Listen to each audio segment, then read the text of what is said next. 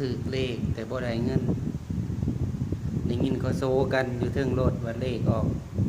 87ห้วย87น่ะสิได้4ใบอ่ะนะ78ก็ได้นะถ้ามันออกตัวเนี้ยคิดในใจว่าจังไดก็ต้องถูกอยู่แล้ว ดีใจแล้วเนาะ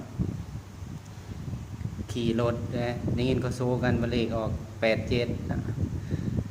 ก็ถูกนั่นแหละดีใจแต่ว่าบ่รู้ที่ว่านี่ว่ามันออกข้างบนหรือข้างล่างว่านี่ซ้ำที่กินแล้วเว้ยลงจากรถก็ซ้ำที่ซื้อกินเลยวันเมื่อฮ้อนห้องวันนี้มาเบิ่งเลขออกข้างบนโอ้ยเนาะพวกเขาสุดลงเลย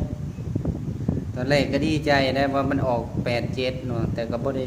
รู้ว่ามันออกข้างบนหรือข้างล่างได้ยินเขาโซกันโอ้ตัวเองก็ดีใจนะยิ้มเปื่อยๆพุ่นแหละขี่รถมาซ้ำที่กินเลยแต่ที่ไหนได้มันออกข้างบนนั่นติล่ะถือเลขแต่บ่ได้เงินชีวิตคนเฮานี่บ่แน่บ่นอนนะ